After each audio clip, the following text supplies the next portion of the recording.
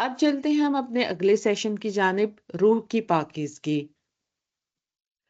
कल हमने जो टॉपिक देखा था, इसमें हमने नीयत के हवाले से जाना था, नीयत की अहमियत, नीयत की फजीलत, और इसी तरह से नीयत का क्या दर्जा है, नीयत का क्या मुकाम है, नीयत कितनी ज़्यादा ज़रूरी है हमारे लिए, और नीयत को हम किस तरह से रिवाइव करें, अपनी नीयतों को किस तरह खालिस करें, इसके हवाले से हमने जाना था।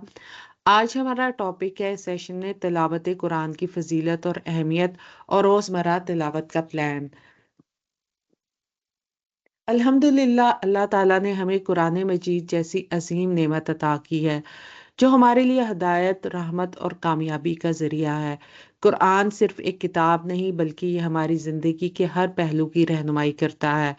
आज हम कुरान की तिलावत की फजीलत, इसकी अहमियत और अपने रोज़मर्रा मामूलात में इसे शामिल करने के अमली तरीकों पर बात करेंगे। कुरान की रोशनी में हम कुरान की तिलावत की फजीलत जानेंगे कि कुरान हदायत और रहमत है। अल्लाह रब्बुल इज़्ज़त ने अपने कलाम में इरशाद फरमाया, इन्ना हाज़ल कुरआना यहदी लिल्लती हिया अक़वम व युबश्शिरुल मुमिनीन अल्लज़ीना यअमलून अस्सॉलिहाति अन्न लहुम अजरन कबीरा। सूरह अल इसरा की आयत नंबर 9 है। बेशक ये कुरान इस राह की तरफ रहनुमाई करता है जो सबसे ज़्यादा सीधी है, और ईमान वालों को खुशखबरी देता है जो नेक अमल करते हैं, और इनके लिए बहुत बड़ा अजर है। तो कुरान हमारी रूहानी और दुनियावी ज़िंदगी के लिए बेहतरीन रहनुमाई फराहम करता है।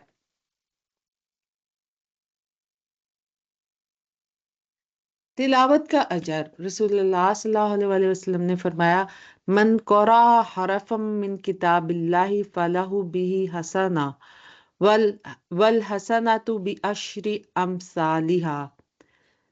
जामे तिर्मिज़ी की रिवायत है, जो शख्स कुरान का एक हर्फ पढ़ता है, इसे एक नेकी मिलती है, और एक नेकी 10 गुना बढ़ा दी जाती है। तो कुरान की तिलावत का हर हर्फ हमारे लिए नेकी का खजाना है। जैसे एक और हमें रवायत से पता चलता है ना कि रसूलुल्लाह सल्लल्लाहु अलैहि वसल्लम ने फरमाया कि अलिफ लाम मीम एक हर्फ नहीं है, बल्कि अलिफ एक हर्फ है, लाम एक हर्फ है, और मीम एक हर्फ है। तो इस तरह से ये 3 हरूफ हैं, तो 10-10 नेकियां मिलाएं तो ये 30 नेकियां इन 3 हरूफ पर मिलती हैं। अल्हम्दुलिल्लाह। कुरान दिलों की रोशनी है। वनुनज़्ज़िलु मिनल कुरआनी मा हुआ शिफ़ाअन व रहमतुल लिल मुमिनीन। सूरतुल इसरा की आयत नंबर 82 है। हम कुरान में वो चीज़ नाजिल करते हैं जो मोमिनों के लिए शफा और रहमत है। तो कुरान की तिलावत दिलों को सुकून, शफा और रूहानी ताकत अता करती है। तो कुरान हर तरह से हमारे लिए शफा है, हमारे लिए जिस्मानी तौर पर, रूहानी तौर पर, बहुत सी बीमारियों के लिए शफा है। जब अल्लाह ताला के साथ यकीन के साथ, तवक्कुल के साथ कुरान की तिलावत की जाए और बीमारी की हालत में उसको दम किया जाए, तो अल्लाह ताला उस बीमारी से शफा अता करते हैं। इसी तरह से इंसान को रूहानी तौर पर सुकून नसीब होता है कुरान की तिलावत से, अल्लाह ताला का कुर्ब नसीब होता है, अल्लाह ताला का ताल्लुक नसीब होता है, इंसान परेशानियों से, गमों से छुटकारा हासिल पाता है।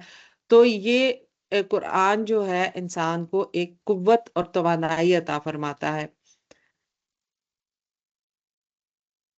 हदीस की रोशनी में तिलावत की अहमियत, कुरान पढ़ने वालों की फजीलत। रसूलुल्लाह सल्लल्लाहु अलैहि वसल्लम ने फरमाया, खैरुकुम मन तअल्लमल कुरआन व अल्लमहु। सही बुखारी की रिवायत है, तुम में से बेहतरीन वो शख्स है जो कुरान सीखे और सिखाए। तो इस हदीस की रोशनी में हमें पता चलता है कि कुरान सीखने और कुरान को सिखाने वाला अल्लाह ताला की नज़र में बेहतरीन शख्स है, दी बेस्ट पीपल है। अब देखें कि दुनिया में हम बेहतरीन से बेहतरीन बनना चाहते हैं, हम अपनी औलादों को, अपने बच्चों को बेहतरीन से बेहतरीन बनाना चाहते हैं। दुनियावी लिहाज से, हर लिहाज से हम चाहते हैं कि बेहतरीन हो। हम चाहते हैं हमारा लिबास सबसे अच्छा हो, सबसे मुनफरिद हो, हम दी बेस्ट हो, हमारी सवारी अच्छी हो, हमारा घर अच्छा हो, हमारे बच्चे अच्छे हों, हमारे हमारे बच्चों का मुस्तकबिल अच्छा हो, बच्चों की तालीम अच्छी हो। तो बेस्ट की तलाश में होते हैं।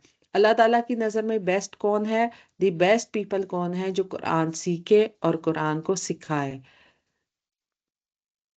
تو فرشتوں کی قربت کا ذریعہ ہے۔ رسول اللہ صلی اللہ علیہ وسلم نے فرمایا الماہر بالقرآن مع السفارة الکرام البررہ، صحیح بخاری کی روایت ہے، ماہر قرآن فرشتوں کے ساتھ ہوگا جو معزز اور نیک ہیں۔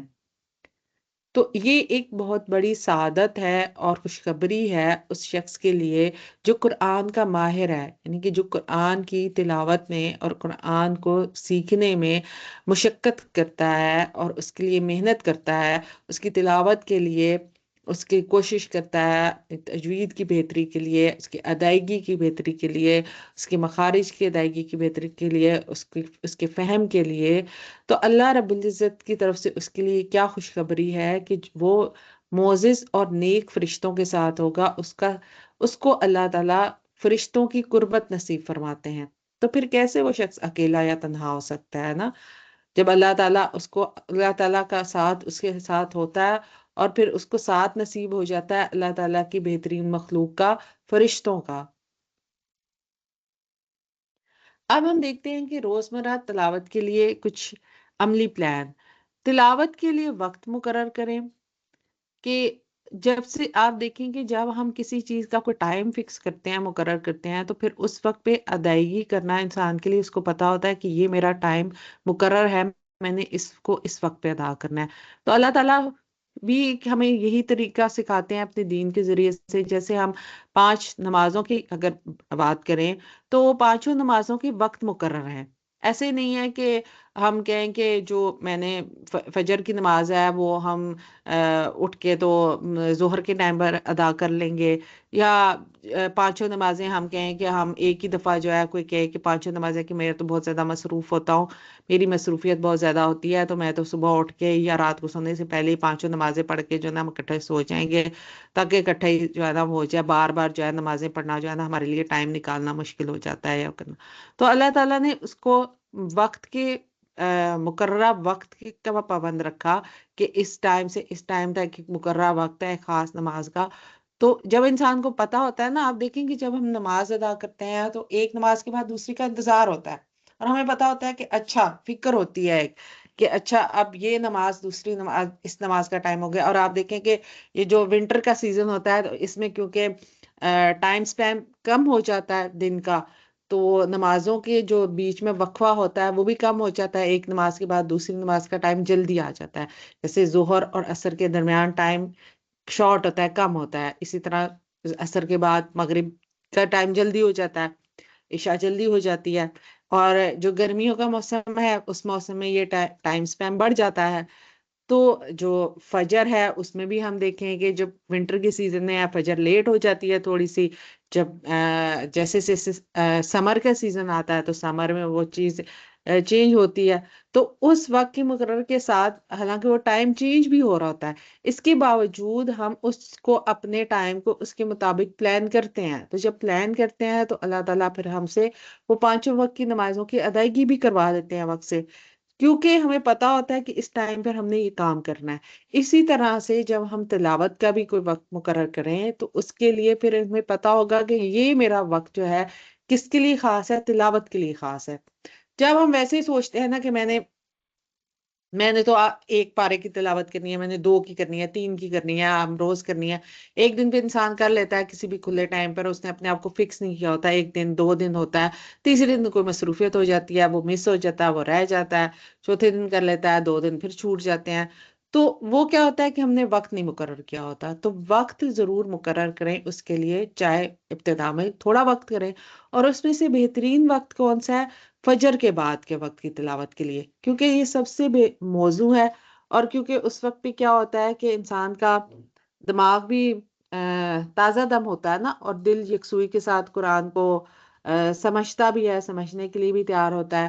اور صبح کے ٹائم پہ انسان کی کوئی ایسی مصروفیت بھی نہیں ہوتی ہے، اور وہ اس وقت پہ کوئی آپ کو ڈسٹربنس بھی نہیں ہوتی ہے نا، اس ٹائم پہ ایسا نہیں ہوتا کہ، کیونکہ دن کے ٹائم پہ جب ہوتا ہے ایسا ٹائم ہوتا ہے تو انسان کے بہت سارے اور کاموں کی وجہ سے وہ پھر آپ یکسوئی کے ساتھ جو ہے قرآن کی تلاوت کر نہیں پاتے ہیں، بعض اوقات نا کوئی کام آ جاتا ہے، کوئی ادھر سے آواز کانوں میں آتی ہے، کوئی ادھر سے آتی ہے، تو خاموشی میں اور اس سکون کی حالت میں جب قرآن کو وہ پھر اس کا دل کے اوپر بھی اثر ہوتا ہے، انسان اس کو کچھ سمجھنے کے لیے بھی انسان غور و فکر بھی کرتا ہے، تو اس چیز کا فائدہ ہوتا ہے۔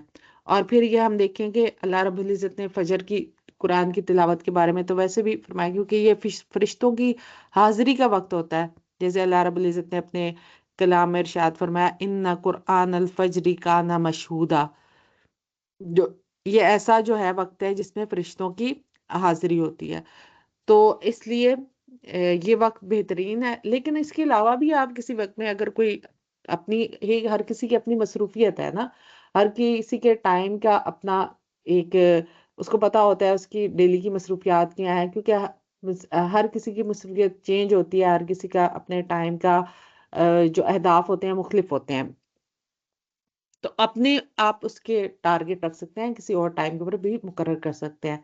پھر روزانہ کے اہداف مقرر کریں، اگر وقت کم ہو تو روزانہ ایک رکوع یا ایک دو صفحہ پڑھنے کا عزم کریں، یعنی کہ روز ایک ٹارگٹ ہو، جب ہمیں ایک ٹارگٹ سامنے ہوتا ہے نا تو انسان پھر اس کو اچیو کرنے کی کوشش کرتا ہے، یعنی کہ ایک ہفتے کا جیسے ٹارگٹ بنائے کہ اچھا ایک ہفتے میں میں نے قرآن کے جو ہے روز اگر ایک پارہ اس کو مکمل کرنا ہے تو 7 پارے مکمل کرنے ہیں، رکوع کے حساب سے کریں ڈیلی بیسس پہ، تو اس کو کریں کہ ایک دن کا یہ ٹارگٹ ہے میرا، ایک ہفتے کا یہ ٹارگٹ ہے، ایک مہینے کا یہ ٹارگٹ ہے۔ جیسے ہم نے جو پہلی کلاس تھی تو اس میں ہم نے اس چیز کا ارادہ کیا تھا کہ رمضان سے پہلے ہم نے کم از کم ایک قرآن جو ہے وہ تو ضرور مکمل کرنا ہے۔ پھر رمضان کے دوران مکمل قرآن کی تلاوت کے لیے روزانہ ایک پارہ پڑھنے کی عادت ڈالیں، کیونکہ جب ہم پہلے سے ایک پارہ پڑھنے کی عادت ڈالیں گے تو پھر رمضان میں بھی ہماری وہ عادت جو ہے آگے مزید پختہ ہوگی، اور اس سے آگے جانے کے لیے پھر انسان تیار ہوتا ہے اور اگلے سٹیپ پر آتا ہے، یعنی اس کی تلاوت کا وہ سپیم بڑھتا ہے۔ پھر قرآن کو سمجھ کر پڑھیں، قرآن اور تفسیر کے ساتھ تلاوت کریں تاکہ قرآن کے پیغام کو دل میں اتارا جا سکے۔ تو یہ بھی بہت زیادہ ضروری اور اہم چیز ہے کہ صرف تلاوت کے اوپر ہی ہمارا فوکس نہ رہے، بلکہ اس کی ترجمہ اور تفسیر کو بھی پڑھنا، کیونکہ قرآن ایک تو ہماری زبان میں نہیں ہے، کیونکہ ہم عربی تو ہیں نہیں، تو ہماری زبان کیونکہ عربی نہیں ہے، تو ہم اللہ تعالیٰ کے پیغام کو جب ہم تلاوت بھی کریں تو ہم عربی زبان نہ سمجھنے کی وجہ سے کیسے اس پیغام کو سمجھ سکتے ہیں نا جو اللہ تعالیٰ نے ہمیں دیا۔ تو اس کے لیے ہمیں پھر اپنی زبان کا سہارا لینا پڑتا ہے اور اس کی ترجمہ اور تفسیر کی طرف جانا پڑتا ہے۔ پھر مختصر دعائیں اور آیات یاد کریں اور انہیں روزمرہ زندگی میں استعمال کریں۔ قرآن میں ہمیں بہت ساری اللہ رب العزت نے خود دعائیں سکھائی ہیں، ان دعاؤں کو کوشش کریں کہ یاد کریں۔ پھر آیات یاد کریں، جیسے چھوٹی صورتیں ہیں، کچھ آیات ہیں، مخصوص آیات ہیں، ان کو یاد کرنا، اور خاص طور پہ وہ آیات جن کی خاص فضیلت ہے، جیسے سورۃ البقرہ کی آخری جو آیات ہیں، اسی طرح سے سورۃ الکہف کی ابتدائی آیات ہیں، اور آخری جس طرح سے پارا ہے اس کے کیونکہ چھوٹی صورتیں ہیں ان کو حفظ کرنے کا پلان۔